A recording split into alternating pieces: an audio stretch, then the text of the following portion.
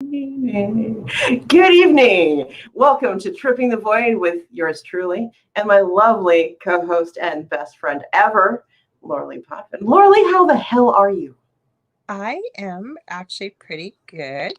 There's some things I was going to bring up to talk about, but we've had an interesting couple days, but Yeah. hopefully it'll come up. Well, mind you, we're going to be talking about rituals and stuff tonight, but Mm-hmm. a knock on my door, and I Uh-oh. the habit of smoking that needs to stop. I started, this when started hanging out with Adele. Not his fault, my fault. I would just, I never smoked. My mother used to smoke. Used to, have a few when I was drinking when I was young, and Mm-hmm. that bad habit. Anyways, I try to be nice to everybody, and I get a knock on my door. I don't have any cigarettes till Friday. Do you have any? Oh, good Lord.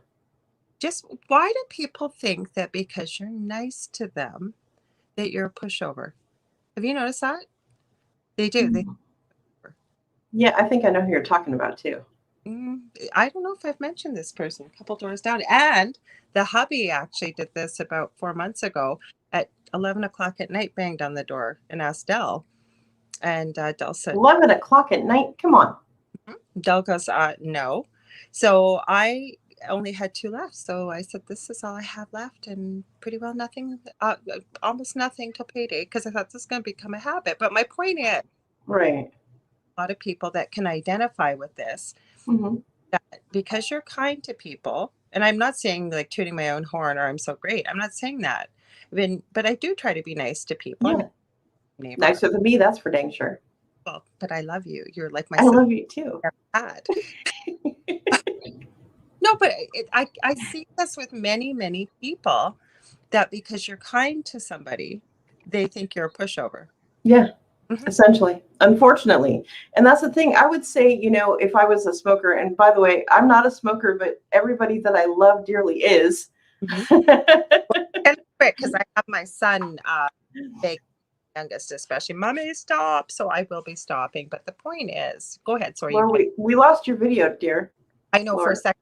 My Okay, video. I didn't know if you knew.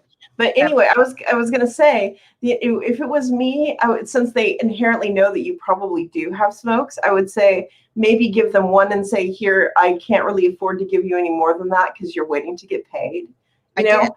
That's what But I. then, yeah, give them at least one because I'm very. It's not that I'm superstitious. I just don't like to not give anything to somebody who needs it, and I'm like, yeah, at least make the effort, but let them know that you can't really be giving them out because you don't want them to get the expectation that every time they knock they're going to get something That's as right. well, because you're setting up the expectation as well. And that's for everybody, guys. It's like, that's why I give to homeless people and stuff every once in a while, not all the time, but every once in a while, because on the preface that because I have a daughter, in case she gets stopped somewhere or needs help, and I'm sure Laura thinks about this too, is that if her son or whatever gets stopped somewhere and needs to rely on the kindness of strangers, you give back to make sure to ensure Yeah. that So they're not going to have a hard time if they my need to rely on strangers. yeah, because my oldest, on the way moving down to where he was, he's going to be moving back. Yeah. Partner, they just bought a house. I'm so excited. They're going to be here in a couple of weeks. But what does he do? His cell phone falls down. He's driving on the highway. It's ice, and he happens to bend down to grab the phone. He ends up in the ditch about Oh no. 20 miles from his home that he's living in. He Is he calls. all right? Oh, this was like last year. And he goes, calls me, Oh, I'm sorry. picking up trees, and he goes, okay, don't flip out. The first thing I said is, when does your mother ever flip out? He goes, yeah, that's true. So he tells you what happened. My first question was, are you okay? Yes. Is your car okay? I don't know. And so he did get a tow truck to come, but there were so many people that stopped to try and help him, and they did help him, and the car was fine, he was fine. And I said to him, that's a good lesson, right? Just leave your cell phone on the floor or pull over. But I Right? said I'm not that kind of mom. But Right? it was just funny because that was the first thing he said. And I said, when do I ever get upset? And he goes, that's true. But my whole point is what you're saying. Yes, there's nothing wrong with paying it forward. Mm-hmm. With you and I, especially picking up energy, and I know this is going to lead into our topic, Mm-hmm. you can kind of feel it, right? You can Oh kind yeah. of from somebody, and besides this had been like Dell answered the door and she didn't ask him because she knew Dell would say no. But like, let's talk to the pushover. That's what I picked up. Like, oh, she's a sucker. She'll do it. Yeah, That people who, yeah, not to interrupt Laura or anything, but that's the thing I think is like, because I've needed things, like flat out needed things. And I'm like, as much as I really need something, and I do have the balls, mind you, I do, that to go next door and go, oh, excuse me, do you have like a cup of sugar or do you have some margarine or something? And I'm not going to do it because I don't want people to think that I'm broke. I would rather go without than to ask. Now, the only person that really, bare my secrets to are like two people, and one of them's right here in the room with me. But the thing is I know, poor unfortunate Lorilei, but but the thing is that you have your pride, and then you have people it goes beyond balls at that point, right? Where it's like, well, I feel entitled, and that's what I feel from some of these people. I'm just entitled to what you have. Like I've had people begging who come out and say, well, God bless you, and kind of like fear mongering if you don't give to them that God isn't going to love you anymore. Like I really give a crap about that. But the thing is that they're like, well, if you don't give to me, then I'm going to be violent, or if you don't give to me, then, or if you don't forgive me, then you're a crappy Christian. Or have you seen some of these signages that God bless you, but you didn't give to me, so F you?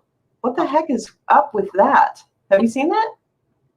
not here, but for example, okay, I have a neighbor on each side of I'm in a townhouse, and the one did quit and the other one smokes. They've never asked, and if they had, I would, because we're that close. This Mm-hmm. door out. I don't know them that well. I've chatted with them. Like I said, I'm kind to everybody. When they moved in, hello, and they had dogs, and you talk, you try to be nice to your neighbors. That was what it was to me. And it's been not once, but now it's been twice, right? So to Mm-hmm. me, like, and Dell answered the door, and she didn't ask Dell. She asked to speak specifically to me. So Right. I'll speak to the pushover, because the pushover will give it to me. No, don't get me wrong. Neither one on the side has ever asked me. You know how much I love them. Mm-hmm. I love my new neighbors. They're incredible. I tell them all the Right. time. But I would have in a heartbeat. Like they had for example, I like menthol cigarettes, and they're hard to get in Canada. They're banned. You have to go to a special. Mm-hmm. They had a friend come by, and he happened to comment, or are those any good? And I said, well, here, try one. I don't mind. Or even at Christmas, I don't know if I told this story on here, and it's not to toot my own horn. I happened to be at a gas station getting gas, and there was a gentleman there that looked like he was in line. And I said, are you in line? He said, oh, no, no, no. And I happened to be the last one in line. And he asked me if there was a bus station close by. This was right at Christmas. And I said, there is, but this is where you go, blah, blah, blah. He said, I'm not from here. I ended up talking to him, and I could feel this guy was very sincere. He was trying to get to Montreal, which is like trying to get to the other side of the world it's a couple days car ride from here. And his car crashed. He was trying to see his son for Christmas. He hadn't seen Right. him in years. He'd been ill, been really falling on a lot of hard luck. I did what I could. He hadn't eaten in days. I went and, I bought him a hamburger. I said, if See, you I remember this, but you guys don't. have that. And then I said, I tried to help him call to find, none of the bus stations were open. So where I brought him, and I thought I talked about on this show, I brought him closer to my house. There's a Walmart, but there's a lot of truckers that go through there because the highway intersects. Mhm. And so I don't know whatever happened. I kept thinking, God, I hope he got home. Yeah. But I knew, like, I could feel it intuitively, it wasn't going to hurt me, like, because I don't just pick up strangers and bring them in my car. But this guy really needed help, and you can feel it. That's what I'm saying. You can feel it when somebody does that. Even what our topic's about. That's why I asked you. I sent you just a video, and I started realizing Mhm. it's going on more and more in the world, and people Yeah. are to accept this really ritualistic kind of occult stuff that's out there as the norm, or they're trying to normalize young children to this. That's where I went with this, where I was going this way. Hi, Zach, man. He's in the, give him a shout out. Hey, Zach. We should remind people, actually, we have lost our United Public Radio Network channel. I'm pouting. Mhm.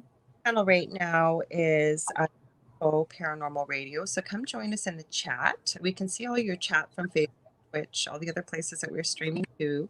But we can really see your comments and interact and type over on UFO Paranormal. We have a brand new channel opened up. I think it is UFO and Extraterrestrials, it's called. Joe had the link up actually on the Dell show before. I'm sure he'll put it in here. And he says he's going to be opening one more channel. So we'll be streaming to that very, very shortly, probably by tomorrow, the next day, I wouldn't doubt, with the network. So I wanted to throw that in there. Sorry, Sarah. No, it's all right. Don't be sorry. We need to make sure that we're supporting fully our network and the whole thing. And especially Joe, who works so hard, and then things get thrown like a monkey wrench and everything. And then he's got to figure out how to spread everything out amongst everybody and try to make it work. So you got to give kudos where kudos are due for him being quick on his feet as fast as he can, considering everything that he does on the daily. Yeah, because we give Joe Montaldo always props. And I've told people before, it's not because we're kissing his butt. Like, no. Job all day long. And then he does like shows of his own. He produces all our shows. He makes our job. So we always give a shout out and much gratitude to him for all Yes. Absolutely. But when we're talking about this, and we came up with the Ritualistic Roundtable, because there's so many things in the media, and it's not just Lil Nas, and it's not just all these other things, but it seems to be adding up pretty quickly in like a 15-year span here. Actually goes a little further than the 15 years, but it seems to be making up like this gigantor, like snowball rolling downhill, keeps gathering and gathering and gathering. And then more things, and they're like, oh, don't see me, but we see you, and don't see me, but we see you. And some of it is blatant and some of it is not so blatant, but it's actually more in view than you would, I don't know, care to think. And y'all know that I'm not a prude, but some of this stuff is kind of like, I don't get turned off by a lot of things, but that Lil Nas video is kind of like, really, dude? I share with you, and I was not aware of this. Little Nas X had come out of nowhere with this Montero video that has been nicknamed Satan's Shoes. He's marketing it. There's 666 pairs of these shoes that have one drop of human blood, and I forget what else is in it. And they're selling for sunshine and squirrel insides. And they're selling for well over $1,000. I'm sure they're sold out. But yeah, give me 10 pairs. I've heard this guy's name before, and I usually stay up on top of most newer music, as you do, Sarah. And he became very famous. His whole market is because he markets to young children. He had a book called C is for Country. Yeah, because y'all know I put the C in country. Yeah, all these little kids. Video, he's wearing a cowboy hat, pretending. It's disturbing. Singing about lean, and if you don't know what lean is, up cough syrup and the soda, or as we call it, pop of your choice. Yeah, in this song, and then working on Satan in Montero, and this went to little kids that parents, sure, subscribe. It's safe. He's a kid's person. Most of y'all from knowing me, that I'm kind of an astronaut, and I'm not a hater, but you don't be proselytizing the drugs to the little children's. You just don't. And it's like, give them a choice. Like, don't be posturing them to be like, oh yeah, lean is the thing, and I don't know what this is, but it sounds excellent. And it's like, ease them in. Don't just drop them in the bottom of the deep end of the pond and then expect them to swim on their way up. It's like, are we posturing people to drop in that deep end and just frickin' drown and end an entire generation? Or that the parents maybe don't know what lean is. I do. If they don't, what the heck? But not everybody has. And your kids, and I've been guilty of this. I'm going to put this out there right there. I've told this story many times on this channel and with our show and on this channel. When my kids were really little, I think 3 and almost 5, I was with their dad, and it was around supper time, and we'd finish up supper, the boys would go watch TV while we're washing up the dishes and whatever, right, throwing them in the dishwasher and what have you. Right. And the are laughing their butts off. They're watching it's called YTV in Canada, and the programming is geared to children, like younger children at that Right. hour. And Mhm. Family Guy is playing. And we're thinking they're watching a cartoon, having a great time. Well, I think we had takeout that week because they hadn't been watching it for long. And so my ex and I are sitting there watching it with them and horrified, realizing our kids have been watching all this adult content in a kiddie format. Mhm. Obviously, we take appropriate actions, but even like Rick and Morty, like I wonder how many parents think that that's just a cartoon and it's safe. I know. And I love Rick and Morty. I freaking love Rick and Morty, just to sit back and just freaking watch it. But even I go, really, did they just do that? I mean, one of the episodes my daughter turned me on to, because I didn't realize how many seasons there actually were. And my daughter was like, "Oh yeah, this is the one with the this and that." And I'm like, they show this on Adult Swim? Holy cow. I really love Adult Swim. I like, I'm a Disney Plus member and all that. I love my animation. And, Rick and Morty is freaking genius. But for kids, and once again, we're both not prudes, but at the same time, we don't want little ones to be watching this thinking it's normal. It's not. It's really not. Is normalizing this, that Mhm. exposed to this. Like, I think a parent had made a comment to Little Nas X. It was in that video. And they said, "How dare you? My child follows you, idolizes you, is singing songs he is for country and the whole Mhm. bit. And then the next video that you put up is you twerking on Satan and the whole bit. And it's quite the video. And it could be taken a lot of ways. I understand that he's being very artistic, but you have Mhm. to know that your prime audience is preschoolers and grade schoolers. Yeah. And what he wrote back was, "Lady, my song C is for Country is about lean and adultery. Maybe the fault is on you. Check yourself." Yeah, and I watched some of that stuff, and I followed the bunny trail down a few videos and stuff, because Lorilei is so kind to send me some stuff, because I'm not always able to get all of it all of the time. But at the same time, looking at some of those videos and realizing, and I'm all for freedom of expression, and I'm all for, be your best version of yourself, and whatever that is to you. And I don't care what flavor, color, identity, whatever you are. I don't care. Be your own little boo-boo self. But don't go proselytizing that to 8 and up to 12-year-olds who are confused and are still growing up and don't understand, you know, exactly where their compass points. You Or that know, is cool. Satan is yeah. cool. You can go twerk on Satan, and Come then he on, Satan is cool. Come tenses on. his neck. I don't know what he's supposed to be in this video. I don't know if he's supposed to be or, but I was looking for Satan shoes because I heard about this right when it came out, and then Right. I called. I didn't even know if I had the right video till I saw the Satan and twerking thing, and I went, "Oh, okay, that's what everybody's talking about." And Uh-huh. wow, and I didn't really have an opinion about it. You know what, you do you kind of thing, right? Like you have the choice Yeah, to not watch, yeah, and you do you, boo. uh, but when you have audience that young and you know that, and Hmm. children, and then all of a sudden you upload a video like this and you know that there's younger children following you. I'm just wondering how, if he even geared, I'll have to check it out. I didn't have time, his YouTube channel, because if it's geared to children, he'd never be able to put a video up like that. He'd have to change his rating for YouTube.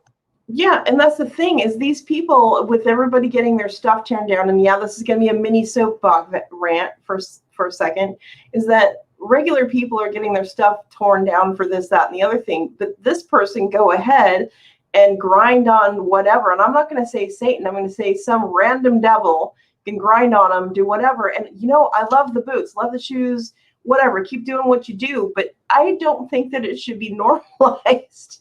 Mhm. I believe in freedom of expression. I believe you should be what you want to be. But let's face it, if I was dressed like that, if I was dressed like that, grinding on my boyfriend on national television on a video, people would have a problem with that.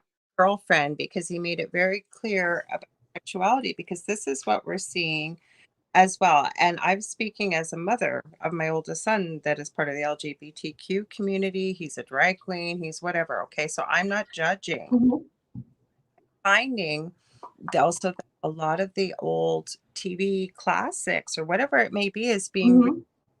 with a massive switch towards the LGBTQ community. And I agree. Yes, absolutely. We should have characters like that. But Yes, think absolutely. I agree too. think But new. And the other thing is not 90% of the world is LGBTQ. And then we mm-mm. gender stuff about that you can decide what gender you want to be at like 3 and 4. We've even seen, I know Dell and I have seen many documentaries of parents that are decided their 3-year-old is doesn't want to be a girl, wants to be a boy. Hell, Yeah, which I have problems with that. I was a tomboy. Like, Yeah. parents doing that? Yeah, but the thing is, when we were tomboys growing up, Laura, this is the thing. Our parents let us do the tomboy thing. My best friend, and like you had best friends when you were a kid that were boys as well. And we palled around with them. There was no big deal or whatever. And now people are like going to this over the top thing where I'm going to be pretty princessing my 3-year-old child that was born a male and is still a male essentially, but wants to identify as a female, but maybe and I'm not going to throw an argument because, yes, I realize because I have friends that identified as gay from the time they were really, really small. I get that, but not everybody does. With my son, So, but why ram that down people's throats? it, Why make a big deal out of it? it's a delicate line, and I can tell you Yes. experience. And my son is not overly feminine. I just knew something a little different about him as a 2-year-old. And I knew. I never said anything, never brought it up. And had him in counseling since he's been about 5 because his brother was a handful and not on my part, but on my ex's part, not hurting him. Mhm. Way I don't mean that. But anyways, I remember speaking to his counselor when he was probably about 10. And I said to her, I think he might be gay. She went, oh, thank God you brought it up. I didn't know how I was going to bring it up. She says, I kind of suspect the same thing too. And I said to her, listen, it's not a problem in any way, shape, or form. I'm not going to love him any less, or probably you love your kid more and more every day. I just said, how can I best support him when it comes to his realization that I need to be open and honest? So I went to I live in Thunder Bay. For people who don't realize, I'm Canadian. And No, you're no, kidding. yes, Canadian. No, but what I mean is, I mentioned it. It used to be called AIDS Thunder Bay. It's since changed its name. I can't recall it right now at the moment. And I went to speak to the director because up until about 15, 20 years ago, it was horrific to be LGBTQ, especially in our Yeah, city, 100,000 people. And I was concerned about how people were going to be to my son. And he made right. it so much better. Like he Yeah. told he had been through. It's not as bad as what you're imagining. Never mind, I mean, as a nurse, at one time I had 7 AIDS patients that were terminal. So you get to see all sides of this. Like it was pretty scary. So he really made me feel a lot better. He gave me some literature. He said, leave it out. Just draw your son's attention to it. If he has no interest, just kind of hang on to it. And that's what happened. And then when my son came out to me at 14, when you brought it up at 11 o'clock, and I've told you this story before, Sarah, it was like in the Mhm. back of my hair or something, and we're talking, and he came out and announced that, he had said he was bi because it was easier for him to Mhm. time with this. And I said, oh, what'd you say? And he said it again. I said, well, it's about damn time. And he said, And what? you're like, well, I love you, but I already knew about it, but you're cool.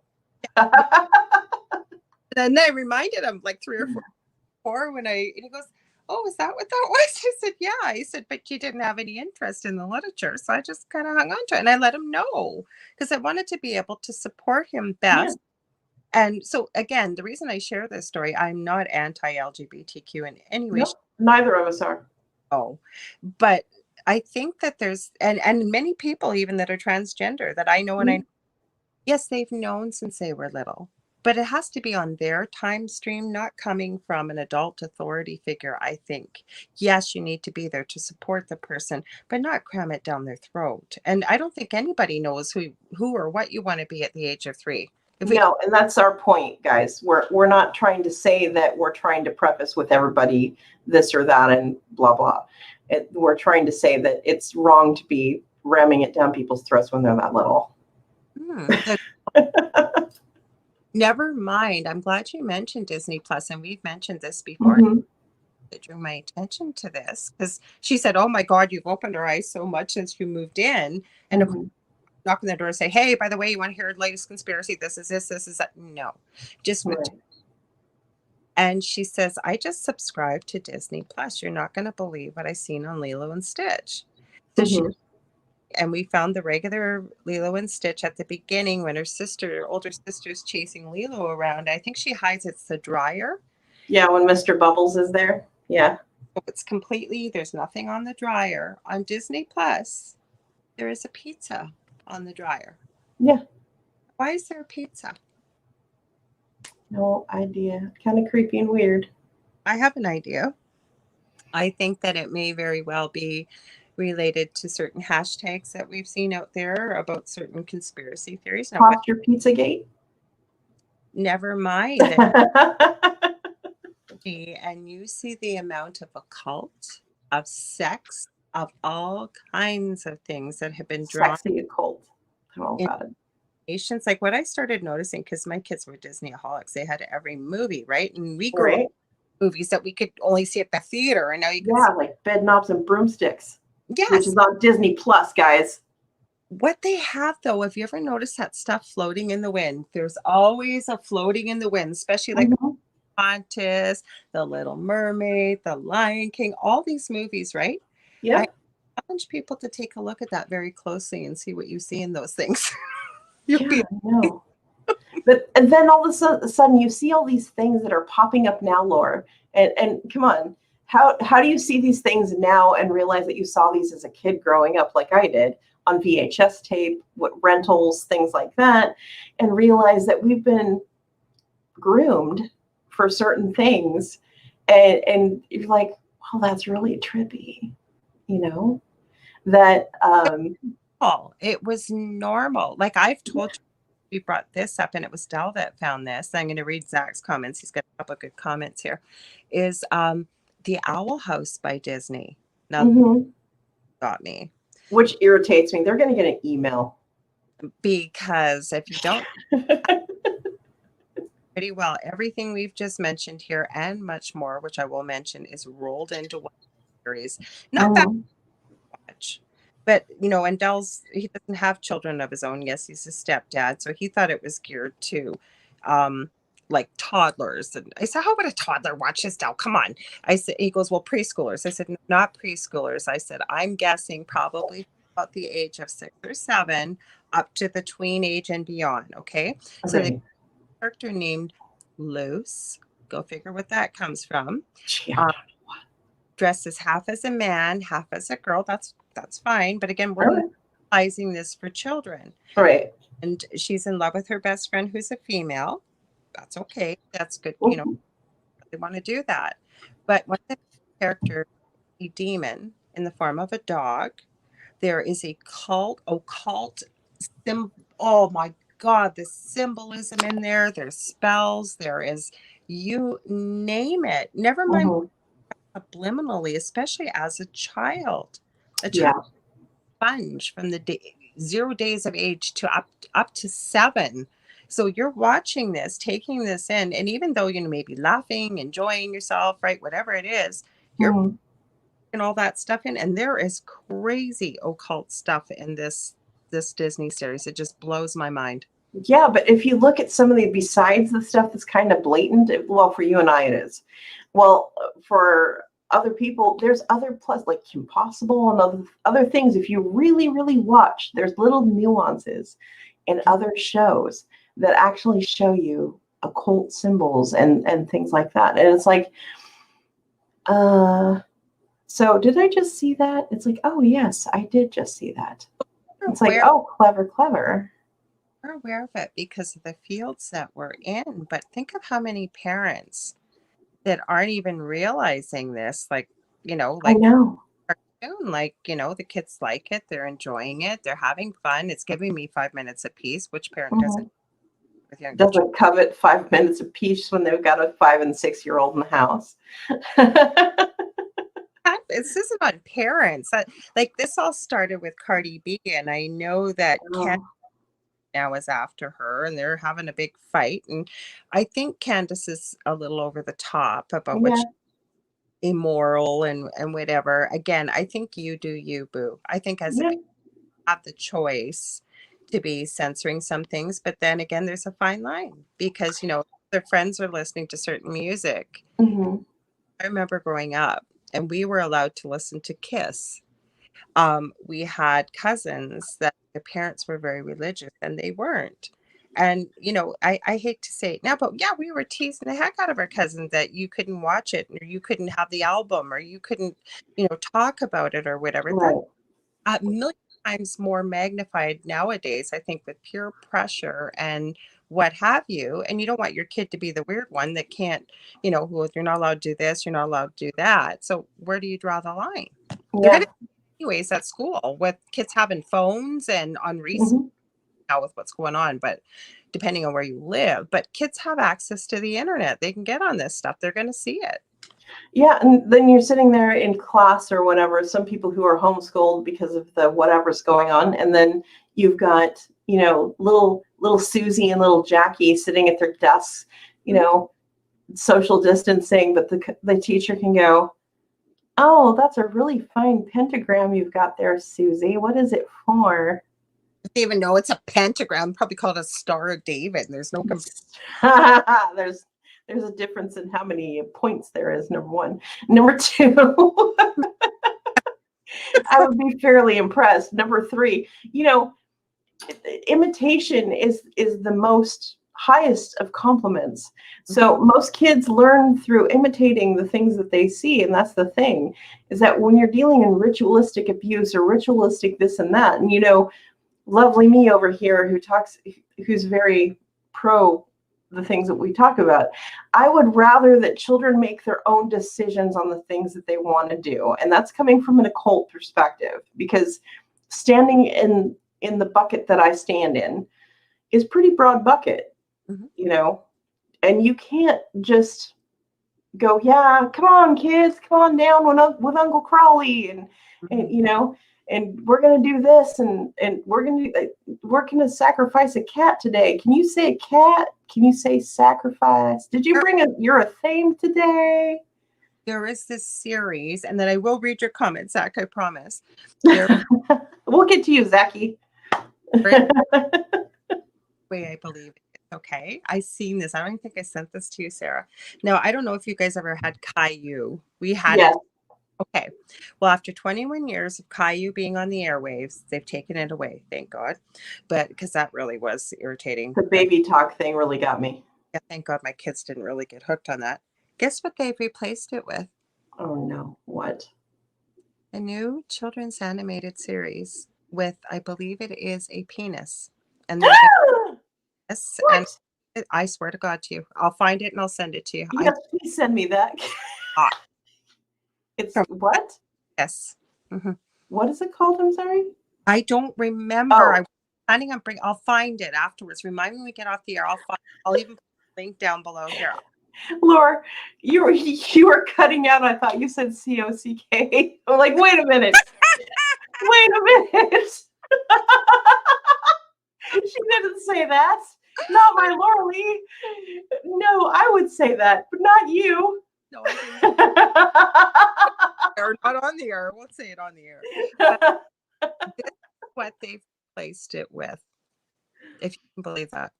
Because well, both starts with C, and C is for cookie, and COCK. It's good enough for me. And it looks like one. It looks like one with human eyes feature and the cartoon form. And what I'm saying, it was on Good Facebook, Lord. or somebody sent me this, and I was like, "You've got to be." Mm. from Caillou to this. From Caillou to our friend Cocky. He's probably Is his best friend a Saki? gonna go to a bukkake party. Exactly. We're going to Susie's for a bukkake. Strawberries and cream. Extra cream. I just go.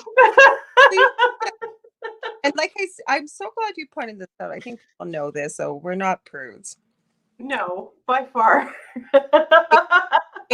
For this, like I've always told both my children, even my young, with your autism, and even with our internet getting hacked, I think you heard this. You might have heard the story we told.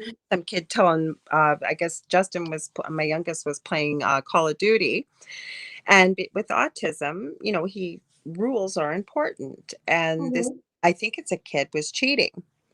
And Justin called him out and said, "Hey, you're cheating. Cut that out." And he goes, "Say goodbye to your." First, he put LMAO, and Justin said to me when I went in there, "He called me this," and I said, "Oh, that's a short form for laughter in the chat because he put right." And then I said, "Well, what else did he say to you?" He said this person said to him, "Your parents are going to be really PO'd." They used the word for that, and then they said, "Say goodbye to your internet." And they got in our network and shut. What a douche. Mm-hmm. Mm-hmm. Wow. So I was told curtain because I do my resin in the dining room and the light eyes if he's watching a video. So I just touched the curtain and the internet went down. Dell's going, "What'd you do? Did you kick something?" And then our son saying, Do you need to adjust the aerial, Lorilei? yeah. I'm going, "I didn't touch anything. I just touched the curtain." I said, "I didn't kick anything." And then, Internet in the Great White North. well, our son thought, and then he realized he should tell us because he was afraid. And first thing I said to him is, "Honey," and I know people don't believe me. I've never yelled at my kids. I don't. I believe you. And I've said to them, I make them behave. Laura And has the patience of a saint. well, you have to when you have somebody with special needs, right? Because if I got upset and yelling, it's not going to help. So, anyways, he told me this. And the first thing I said to him is, "Honey, when has mommy ever really been mad at you?" And he said, "Never." And I said, "Well, you need to realize this person doesn't know your mom or Dell." And I said, "You have nothing to be afraid ever to tell us." But we both had to talk to him about that and realize, because that's what he was worried about. This person's telling him this. And Dell wouldn't believe me that somebody could do this. And I said that I'm not a hacker. I will never be a hacker. I'm not even an expert, but tech is kind of one of my extra things that I enjoy, extracurricular. And so what I do is I actually go on to hacking sites or hacking boards and I see what's the latest virus? How are people fixing it? How are they doing this? What are they developing? It's like getting into the mind of what they're doing. I know there is software out there that can do this very quickly and very easily. So I told my son, "Well, block it, block him right away." And he did. And because he was going to answer him back. And I said, don't even engage with him. I didn't use that word, but I said, block him. And I was talking now. Something he said made me realize, holy crap, blocking him's not going to stop him. He's in our network. Oh, Jesus. He had to call tech support. I was on the phone for an hour waiting to talk to him. And at first, telling a bit of the story, he said, "No, I think he's going," because I said, "Oh, maybe we should get into my account because they have security things to verify it's you." And he said, "Well, no, just tell me a little bit more." As soon as I told him, he went, "Oh, holy crap." Yeah. He goes, "What's your stuff?" "Yeah, we got to get in here right away." There was an unknown device on our network. So this kid was in our network. What a dick. That changed That's not a bad word. But my point, like I said, there's all kinds of stuff going on like this all over the internet. There's and I've had to explain to my son, with no disrespect, he's 23, but he's very much like a 5 to 7-year-old in many ways. And to explain to him that there's bad people out there. Not everybody's a good person. You feel bad explaining this. And the same thing with your children. You can't protect them from everything. Yet look what's going on out there. And it's called programming for a reason. I know we've done shows on this, Sarah, but they're programming your kids to normalize this kind of stuff. That's what scares me. It really Yeah, and it's not that it scares me. I just would rather that children grow up with choice. Like I gave my daughter, I let her have a choice, and I am super blessed that she's a pagan. I really am super blessed that she is. And I didn't throw that at her because you know how religious my family is. My father is Orthodox, Mhm. Russian Orthodox Catholic, and my mother is a Methodist. And so I grew up with Catholic and Protestant, and then all the people in and out of my life who had different religions. And my daughter's father is a Jehovah's Witness of all things. And I don't meddle. It's like, I'm not going to tell you what's good or what's bad. She asked me if I like it or not. And it's like, no, it's not my cup of tea, but I'm not going to bash it with a freaking piñata bat. I'm going to, say my piece and I'm going to drop it. And, but I believe old children should have the chance to believe what they want to believe, be who they want to be. Granted, Susie or Mike want to be this or that, or they decide that maybe they want to be best friends with this person or that person, or they feel like, or the parent feels like they're kind of gay growing up or whatever, and maybe they'll grow out of it. Maybe they won't. The thing is that you're allowing them to be their own best person when they're little and grow into the person that they want to be. And part of being a human, a spiritual experience as a human, spirit in a human body, is that you're allowed to do the things that you need to do as a human and map all those things out. Now, however, when we're introducing media and all those other things into our lives, you are basically posturing your child. So please quit letting the internet or the television babysit your kids. And I realize that you have maybe limited resources or limited time to spend, and it's easier to have your kids sit in front of the TV, but please make good choices. Please. This is not a judgment. We're encouraging you to know what your kid's watching. And then if you think it's cool, then cool. That's cool in your house. Awesome. Great. But know that what your kid's watching, know what the content is. That's part of being a responsible adult, period. End of statement. sorry, I didn't mean to cue. I kept feeling That's this great. pause.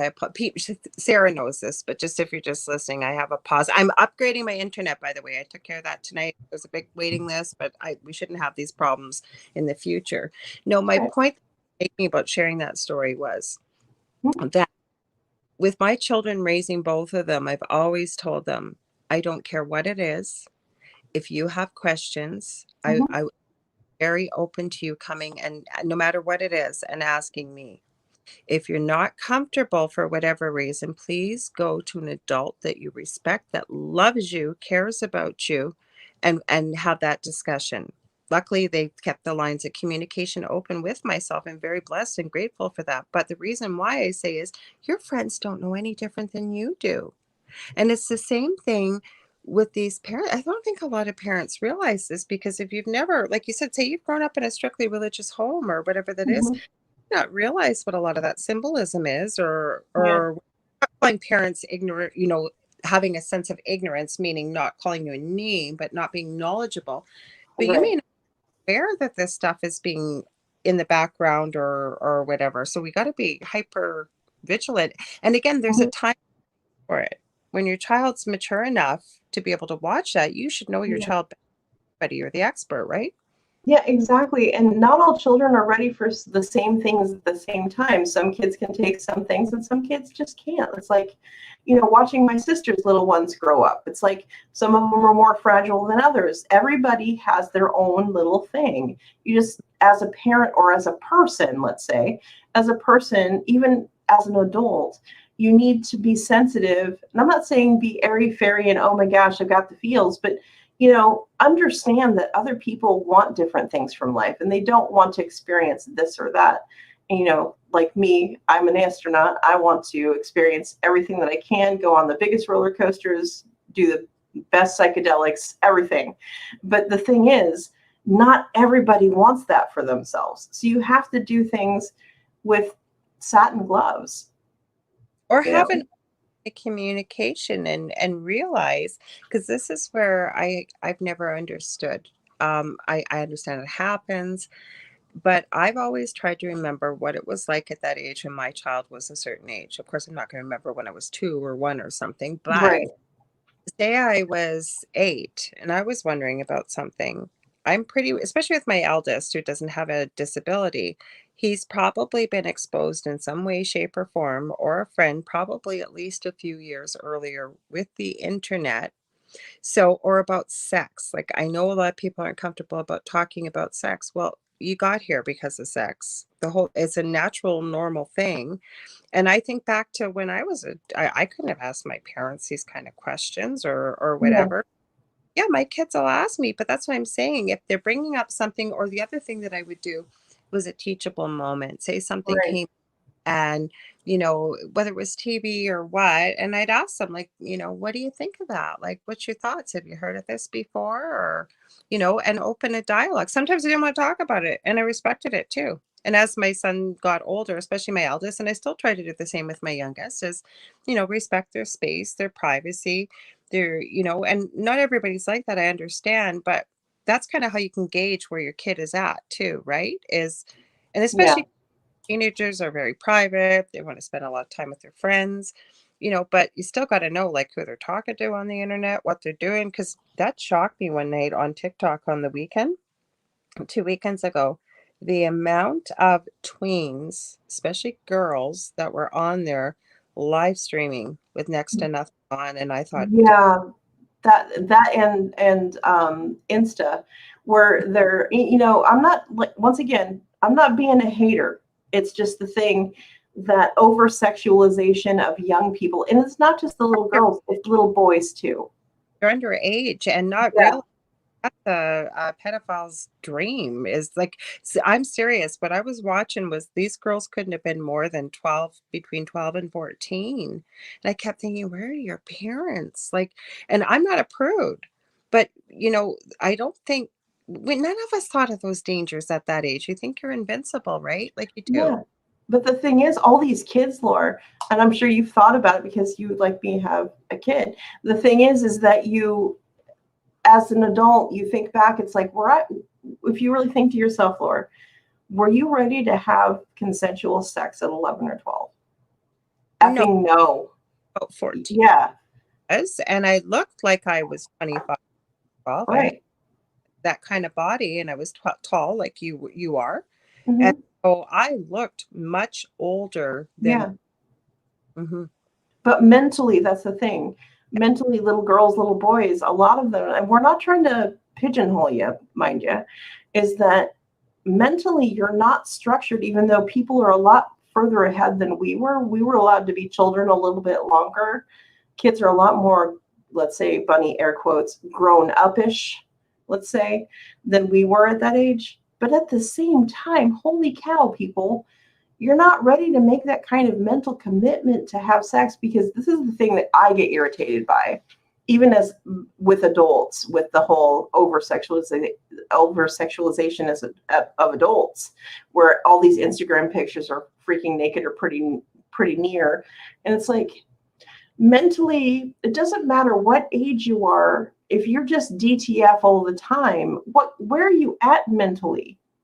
I mean, really, and that's not a judgment. It's You more of a, age to me, that's something somebody's got to navigate on their own. And yeah, power to them.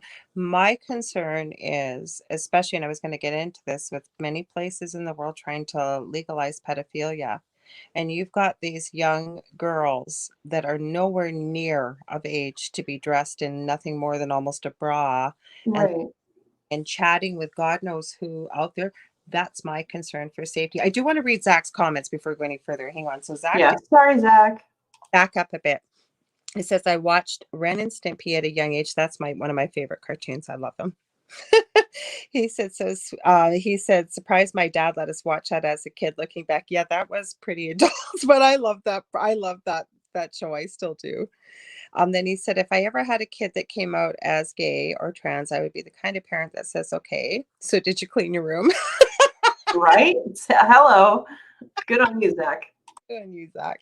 And then he said, oh, geez, Don't mention Caillou. I still have nightmares of having to watch that with my younger brother or youngest brother when he was little. I'm still waiting for my apology from Canada on that annoying show. Don't blame us. That came from France. I know Yeah, you. it's a French book. It was a book before it was a show.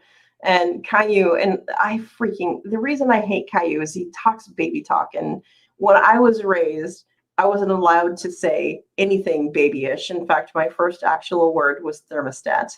Yep, you got it, thermostat. So there you go. That's why I hate Caillou. I had friends that had children, two nurses the same age as they had boys. We all had boys within 2.5 month period. And I remember one of them was disgusted with me about something because I just didn't raise my children like they did because I don't speak baby talk. I never spoke baby talk. I spoke to them like young adults. She thought as small children. I didn't. I geared the language appropriately. I know how to do that, but I just find it demeaning to, and sometimes it's cute, I guess, to a baby or something. But I think, I don't know. I find so many parents look at a child as an extension of themselves, and because they gave them life, they own it. I have a mother like that, that they own you to the end of your days on the earth. And not everybody's like that. But you also need, it's the same thing about sex. Like parents don't want to talk to their kids about sex because not my child. My child's not having sex till they're 50 and or they're going to a convent. And some That's people, true there. your kid's going to be doing it whether you know it or not. So you got to get comfortable with it because think about what you were doing at that age and maybe you saved yourself Yeah, from, hello. but not everybody is. Mhm. Yeah. Some people are more than others. It's like, that's why I came at is, with my daughter when she was growing up, and she hated every second of it. It's like, yeah, do you need birth control? Blah, blah, blah. It's like I found out she had a boyfriend. I automatically was like, do you need birth control? And she's like, ew, gross, mom. And I'm like, I would rather that you talk to me about this now than it becomes something we talk about later as something that's going to be really uncomfortable, you know? I've talked to my eldest son about Plan B, and I told him in this day and age, there is no excuse for an unplanned pregnancy. There really isn't. No, not now.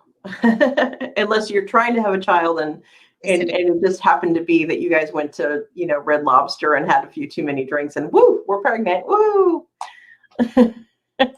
what I said to him was, if your friends, because there's an age that you can buy Plan B, if your friends, something happens and they're not able to go to their parents, no, I'm not going to sign for them to have an abortion or something. But I mean, if they need to talk to somebody about some options that are available, and no, I'm not giving it to them. Because a lot of people don't know about this, that Plan B, at least over here in North America, I can't speak for every state, but I know that in a lot of states and here in Canada and many of the provinces, you can get it over the counter.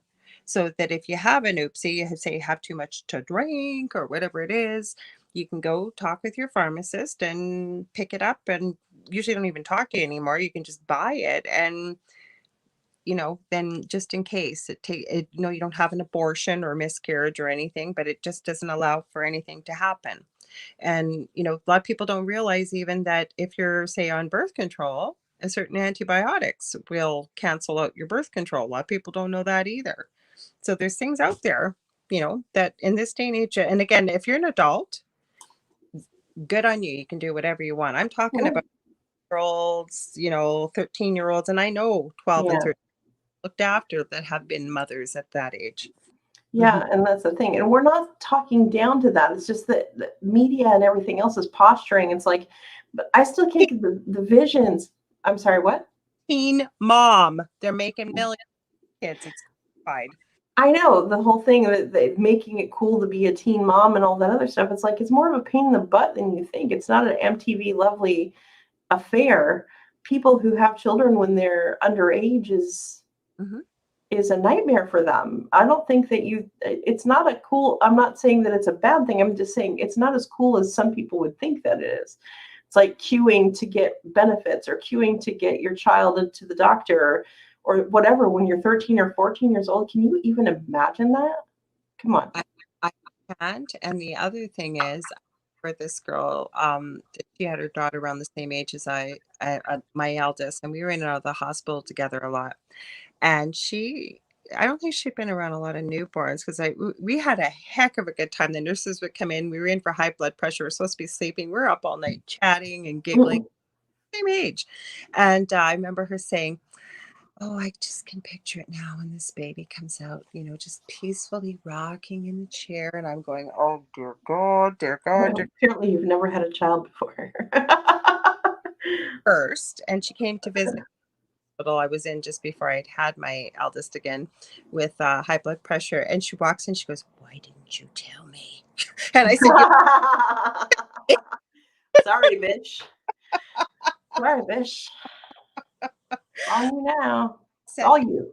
everything I had to bite my tongue to tell you, honey, you're not peacefully sitting in a rocking chair being a newborn. You're And the not other, peacefully doing nothing with a newborn. young girls thinking they're feeling very unloved and they'll have something to love them back and they'll love it. Yes, that will happen. But what they don't realize, like you'll meet many that never had a newborn and they'll say, "What do you mean you didn't have time to have a shower?"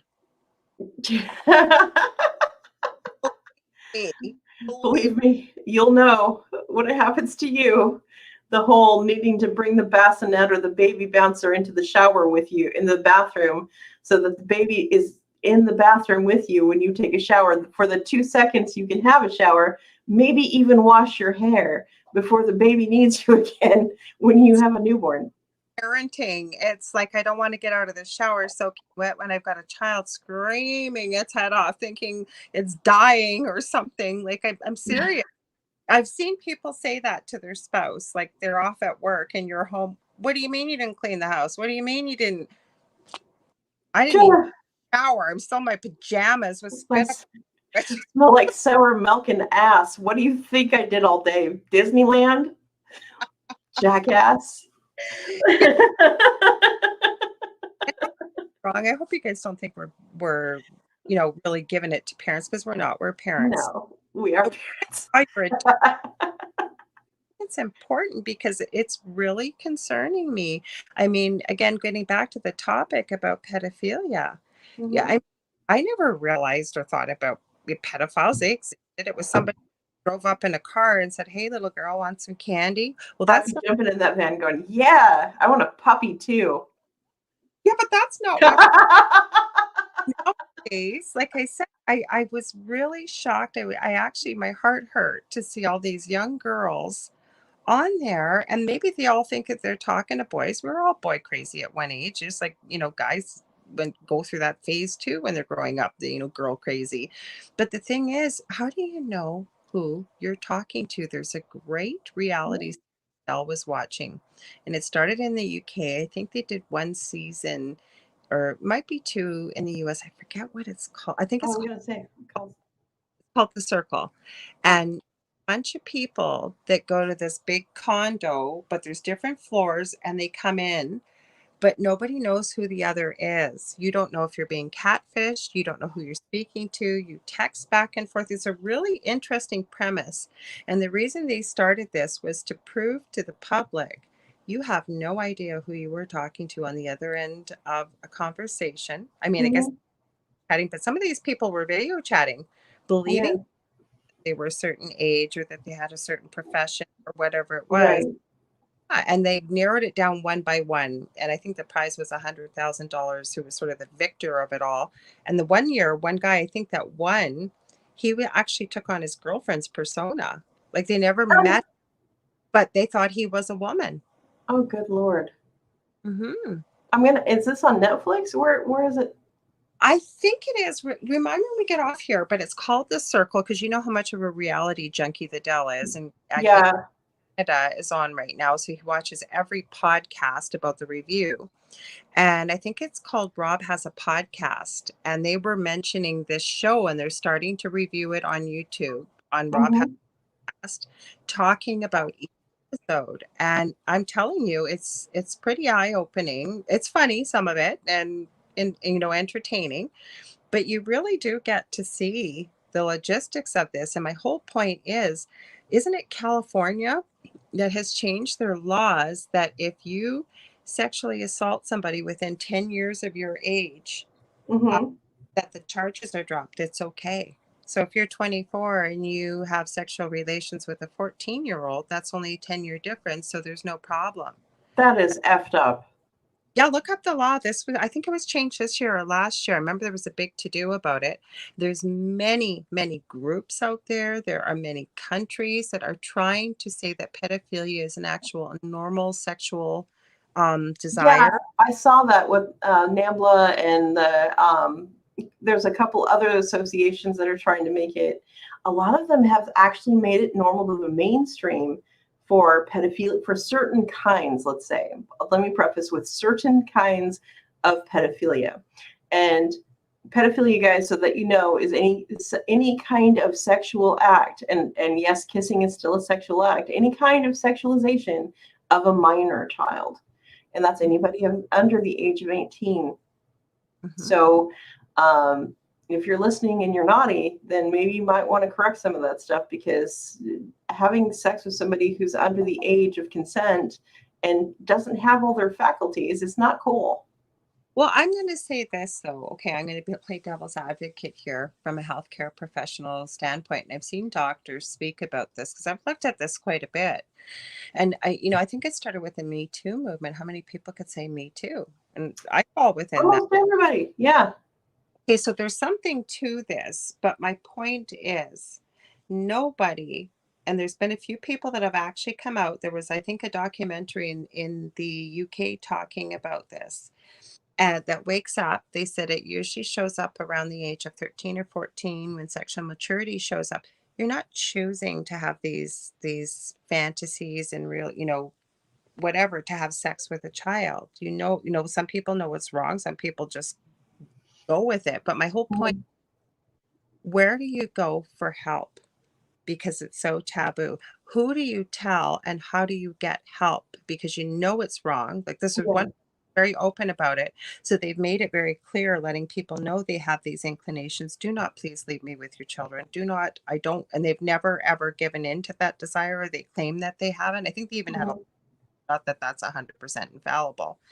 But Yeah. my is, if we want to stop this, because I don't agree with that this is a normal sexual desire. I don't agree that it should be legalized, but I do think that it should be okay for somebody to be able to come out and say, look, this is happening. I know it. I need help. How can you help me? Yeah, and I agree with Laura on that, because that's a really good point, that some people, when they have their moments of, let's say, weakness, we're not saying that it is, let's say if you have a moment of weakness, it's not, people have said that it's, they're making it so that even if you say that I can't be around this, or I can't do this, or because I'm triggered, let's say triggered, because triggered is a big hashtag right now, right? That I am triggered by this, that, or the other thing, and it makes me want to go and do this or that. We're making it harder for people to admit that that's how they are feeling, and that they feel like they're not going to. And no, I'm not trying to put words in people's mouths. I'm just trying to say that we're making it harder for people to come forward and say, yeah, I have a problem and I need you to fix it. That's part of the issue, is that we over-sexualize everything, including cheeseburger and shoe commercials. We don't need to be doing that. And I'm not saying it all needs to be surgical and stainless steel. I'm just saying that we don't need sexy this, and we don't need sexy freaking cheeseburgers, and we don't need sexy elementary school supply commercials from Ross. I'm just saying we don't need any of that. Or t-shirt, daddy's girl. But what I'm really concerned, and I know I told you about the documentary, it's called Through the Devil's Eyes, and it's from Poland. And it's a documentary, but be prepared, because I'm not a crier and I cried, but I made myself watch it because this is going on. We need to be aware of this kind of stuff. But there are people out there that have these kind of desires for, like, babies and toddlers, and, like, say that did start at 13 or 14. That there's no justification on this planet that I can possibly think of. You ruin a child's life doing something like this. But where do you go to get help? Who do you talk to? Like you say, my God, I didn't plan this. I woke up and this is what, like, it's not over sexualization even. I agree with you, Sarah. Yes, we don't need all that stuff to sell something. But my point is there's people that have these issues, and it, you know, it's become a whole underworld of the internet. There's a gentleman by the name of, I think it's Ron Swanson. He does a channel over in the UK about Mhm. pedophilia and the deep web. And, you know, it just goes far and deep and wide. Or you even go, like I say, back to the Me Too movement. Like that was practically every second or third person could say Me Too as a child, even. Yeah, even as a child in some cases. And let me turn the thing back into the ritualistic thing, is that some people don't realize that when we're posturing and everything else, we're kind of playing into other hands.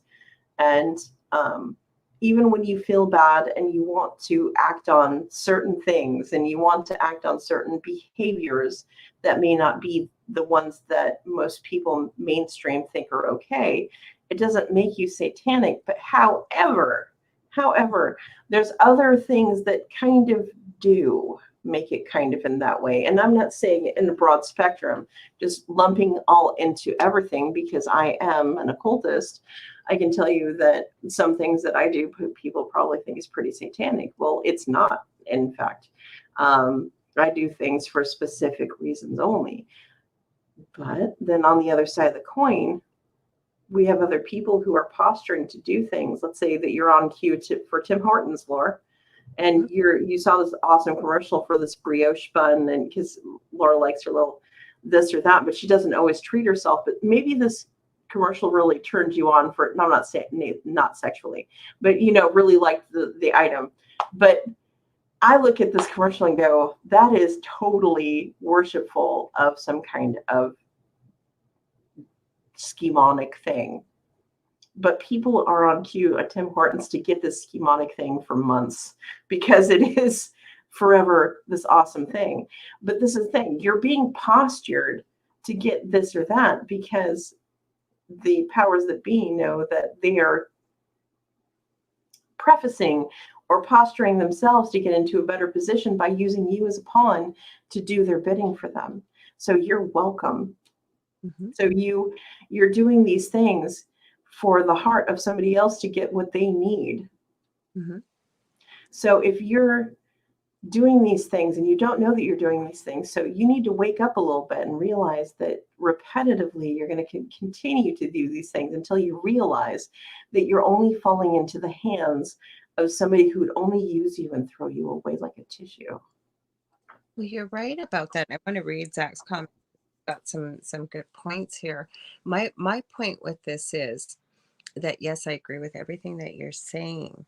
But the point is, okay, so this generation, and I think we're going to, and I've joked about this, but it's true, we're going to have a whole new generation of children of the corn, not corn, because babies have a baby boom.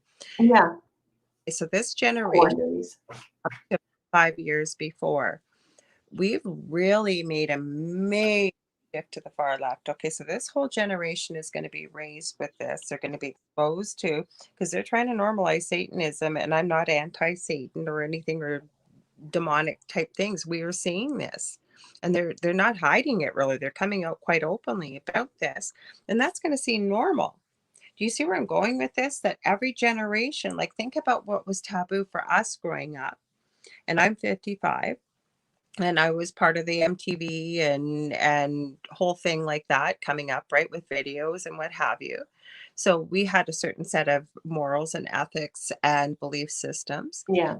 As we've had children and then grandchildren, every generation, it's, you know what I'm saying? Like, it's just going to evolve and evolve and evolve. That's just normal. And but yeah, not to interrupt Laura's thought there, but where are we going with this? It's like, how much bigger are these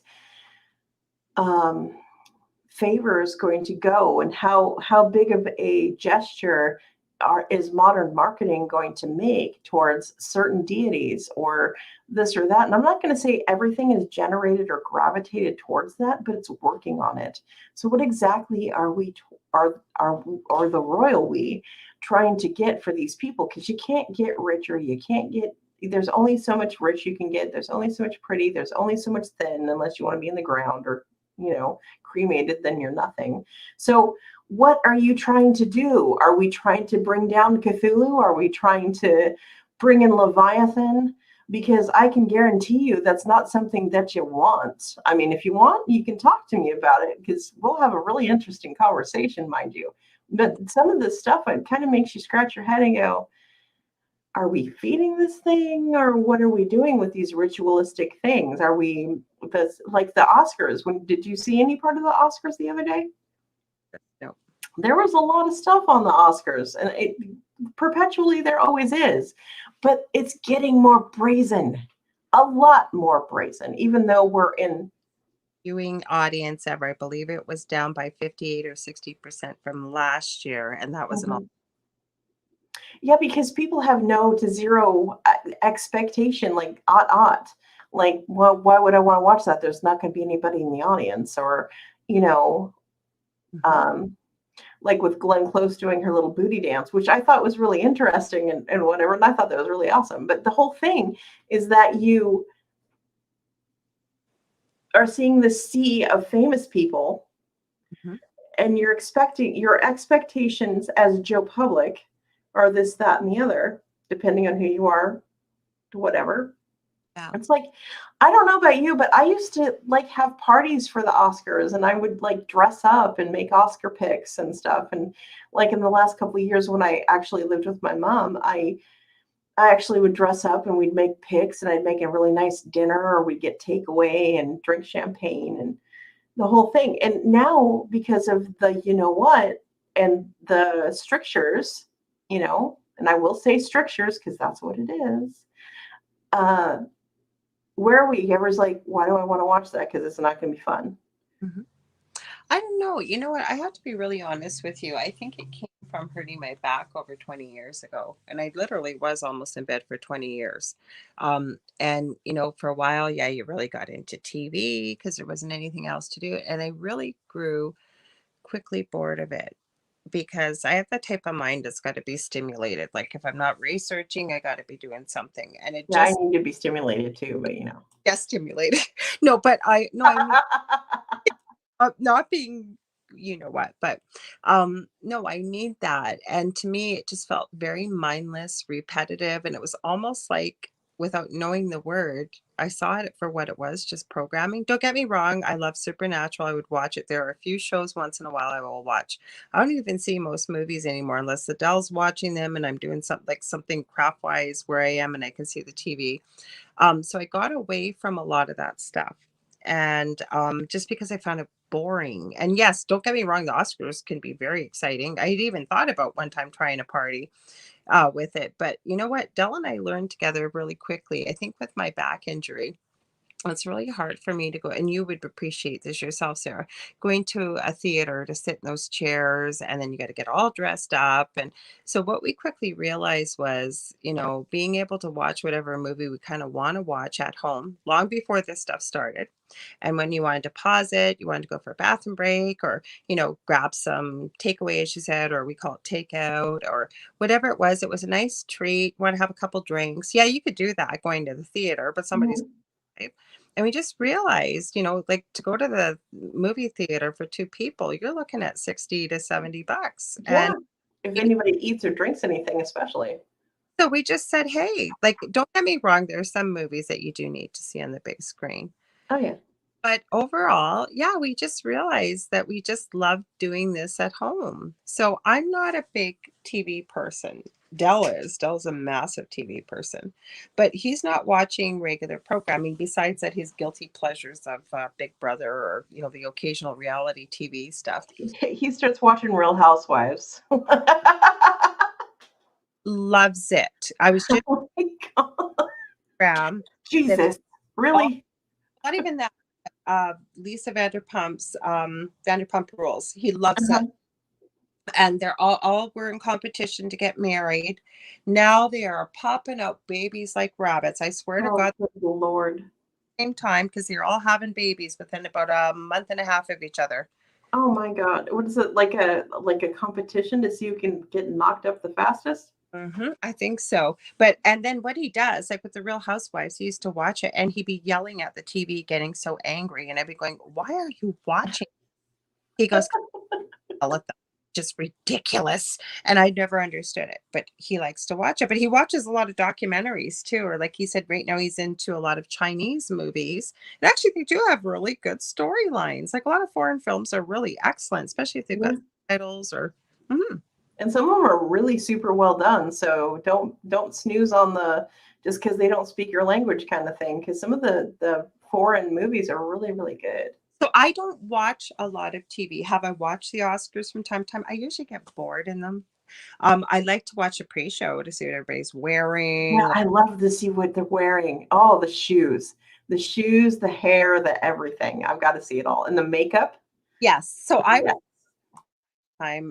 I didn't even realize it was on, and then I started getting notifications from YouTube, and I thought, oh, I'll watch it whenever. So plus it's hard for me to sit still, and what we can tell when I'm on camera, I'm moving around because I just can't sit still in one spot too long with my back. Me, So me I'm too. watching a video. I am usually doing something else, multitasking. Like it's either off to the side while I'm doing something, or I'm just listening to it. I'm just that kind of person. I don't know. So I've never really gotten into a lot of TV shows anymore. I think I just had my fill from, like I said, even what's going on in the world right now. I know I've told you this, Sarah, and I think I've said it on the show.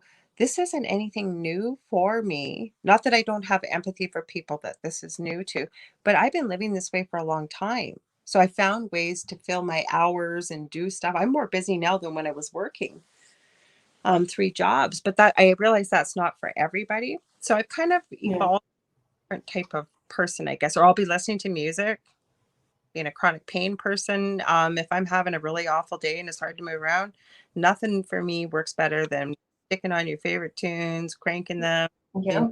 going, and then you can do what you have to do, right?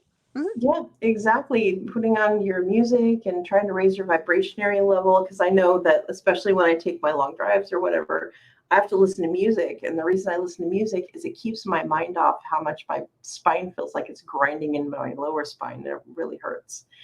But if I'm singing along the music and going down the road, then I really don't think about it. So it's kind of like a mind over matter kind of thing. Like I take lots of courses, and I always say I'm not cheap.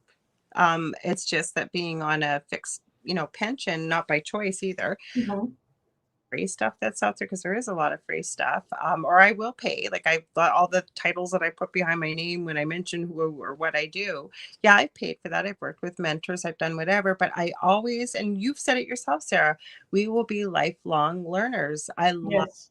learning. I think education and knowledge are so empowering.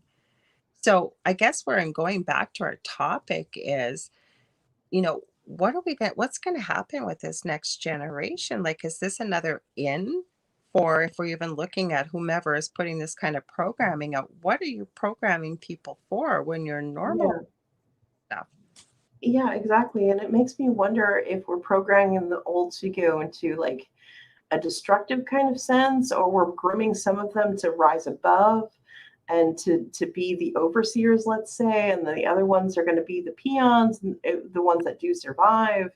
Or because you've got the culture that's extreme emo, and then you've got the other part of the culture that is, I can do it. And there's not really a 50-50 on that. It's like maybe a 60-40, but that's pushing it, maybe.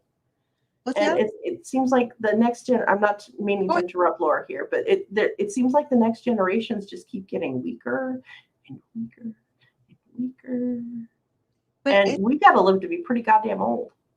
it's not their fault. And what I was going to say is, I hate titles like millennials or whatever. I will use it to remind people of what age group I may be referring to.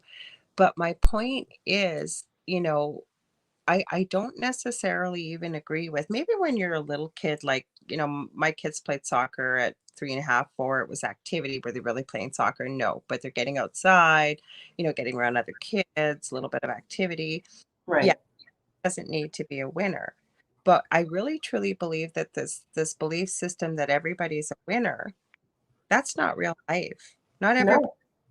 somebody has to lose. And what is there the impact to stimulate you to want to do better, or to become the best version of yourself that you can, when mediocre is okay? We're all the same. Yeah.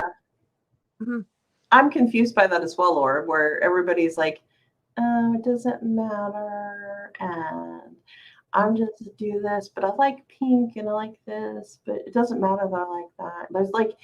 There's individuality, but there's a duality that goes with it. And it's like they're either like, or they're like, oh yeah, I'm super about it, but I'm mostly, And it makes you go, Shock when you WTF? Mhm. It's called, Who's raising these people? It makes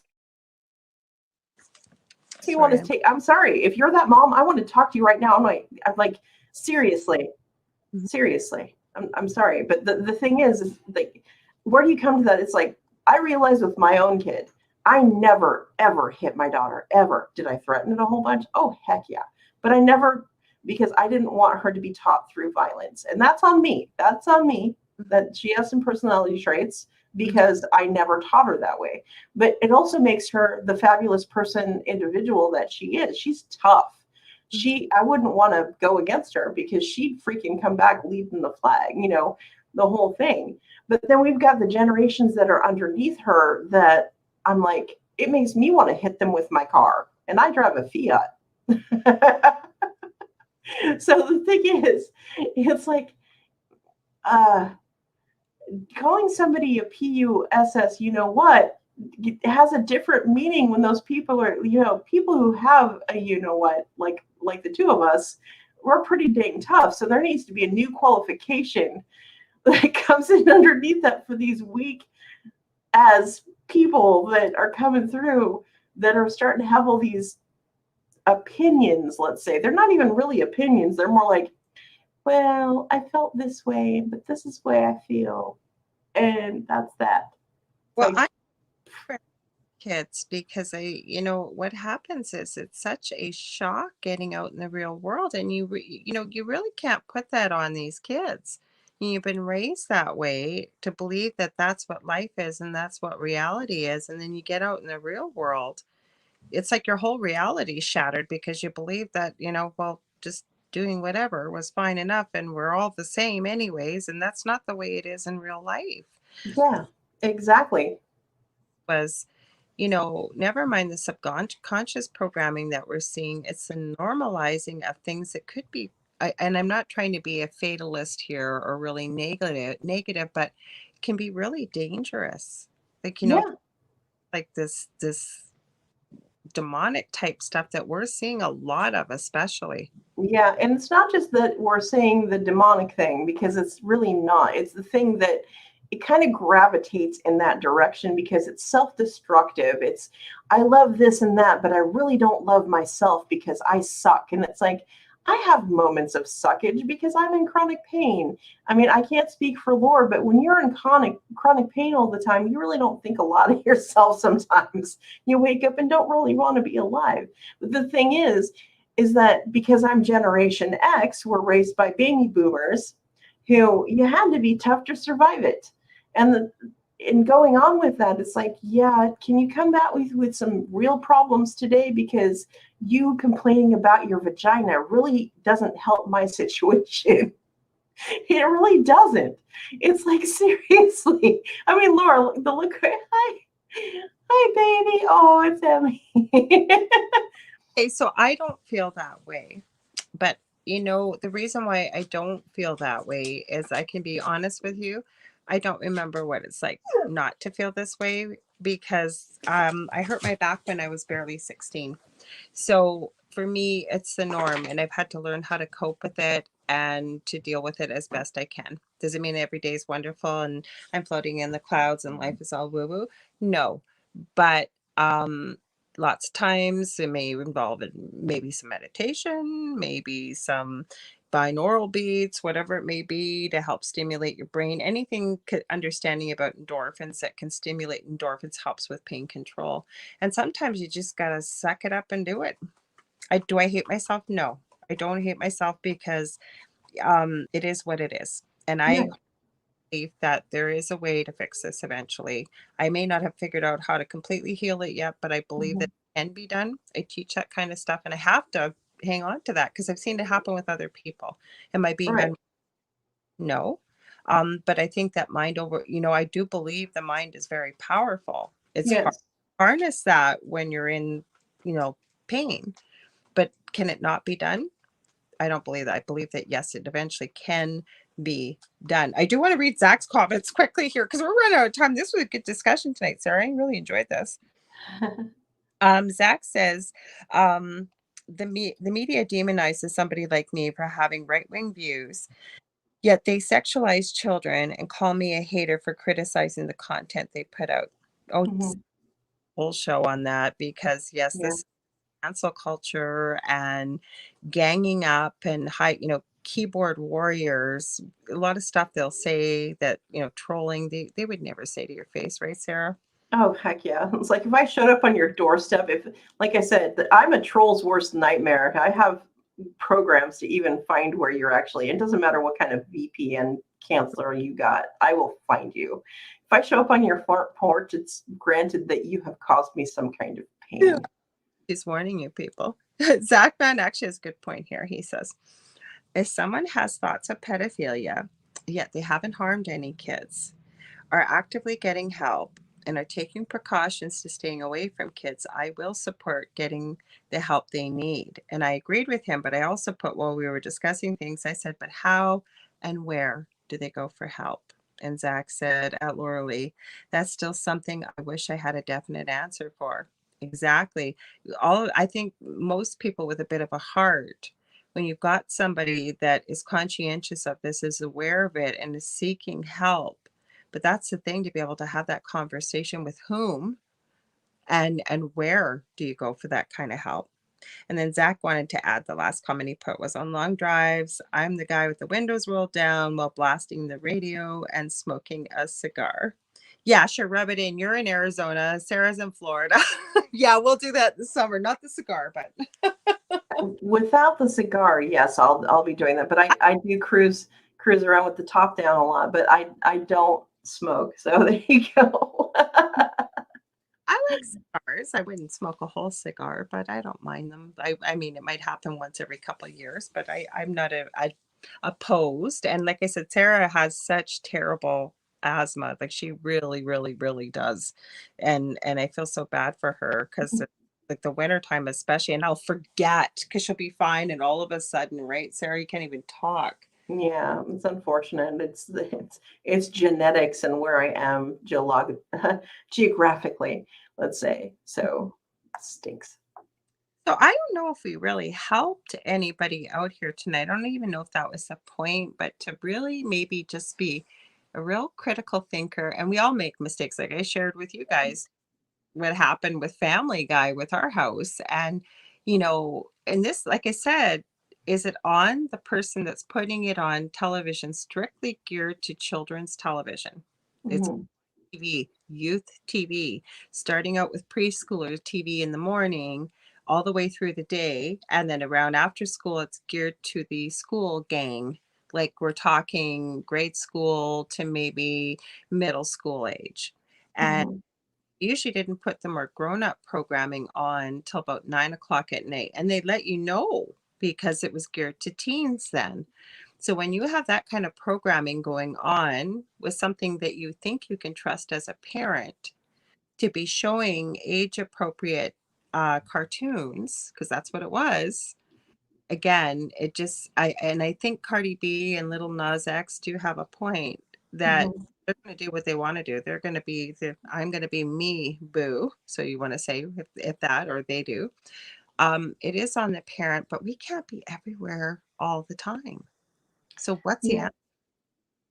And that's the thing with Cardi B, because I really want to have a conversation with her about, as a woman in media and active culture and stuff like that, because I've been in the business all of my life, is that the over sexualization, and I realize that as women we fight for our rights incessantly, but to go out and be humping and pumping everything on the freaking Up. on the, on the stage and everything live, and it, you know, half of me is like proud of her that she's so free to do that. Then the other half of me is like, damn girl, do we really need to be that open about it? You know, I mean, do I want to look like that kind of a whatever? And what does that make us? I mean, the royal us as females, what does it make us look like? We're just out to, you know, get what we can and, you know, quit it. Like, I mean, seriously, I mean, and I realize a lot of people are like, yeah, you know, like guys have done it for years. Why not us too? But, you know, I believe that we should, as women, should reserve some decorum. That I'm not saying it's for everybody, but in some people, we should have some mystery to us where we're not like open chaps, you know, pumping things on the floor and whatever, so that people can see everything that we've got as far as goodies. I think that some of that needs to still remain a mystery, and be able to share that with our partner and whatever. And I realize that's an antiquated thought or whatever. What do you think, Laura? I think, well, you know, I think it goes back to Madonna. I think she broke the mold. And then when she had a child, all I kept thinking is, what are you going to, how are you going to explain this to your daughter one day? Because she did have, her first child was a daughter. And as I understood it, she didn't allow her children to watch any TV or anything. Like, obviously they're grown, her two oldest especially, I know she's adopted.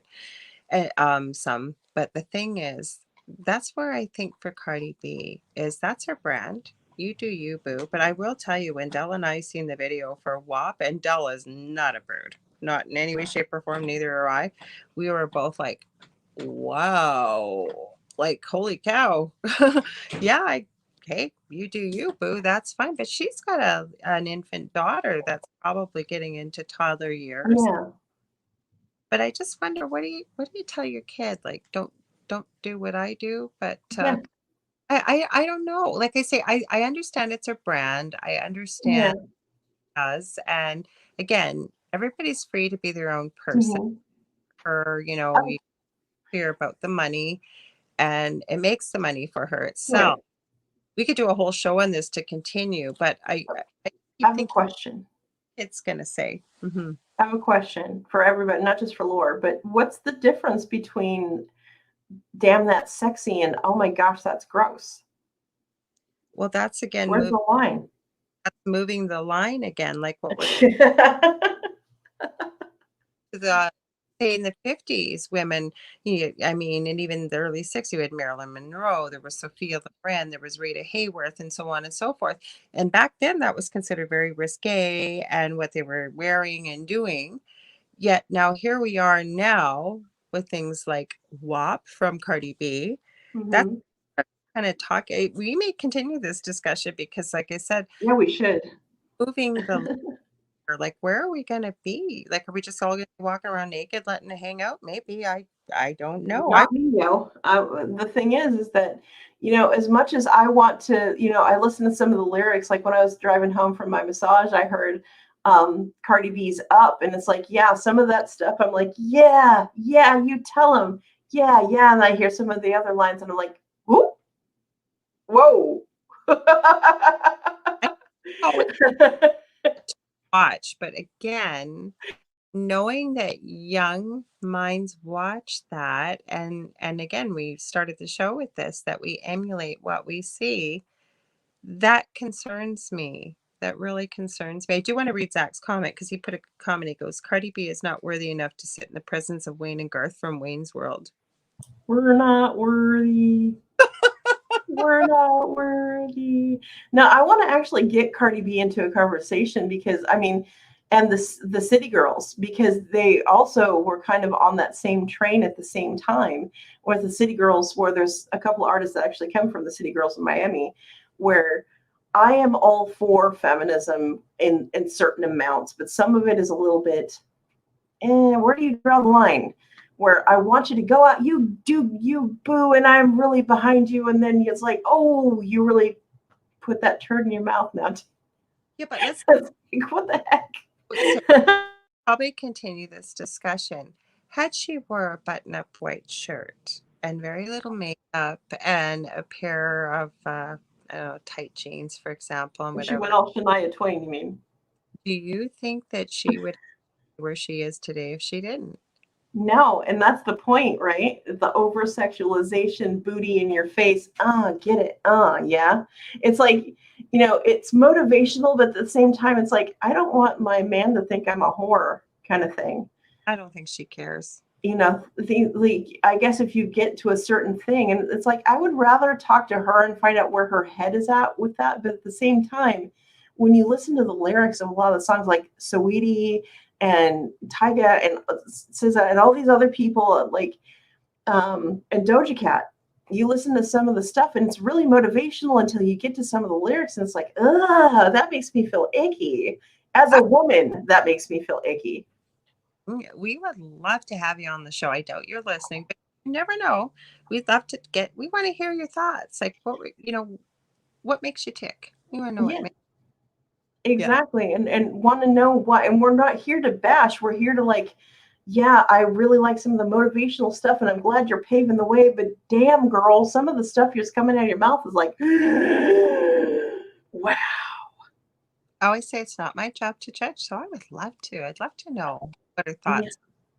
And wouldn't it be interesting? I know we got to go, but wouldn't it be interesting if you ever had that conversation and she said, I didn't really have a choice. This is what I was told I was doing. And if you want to be successful and it's worked and this is what I've had to do, maybe it wouldn't be my choice. Who knows? Or maybe it is her choice. Maybe she really does, it's okay. She loves it.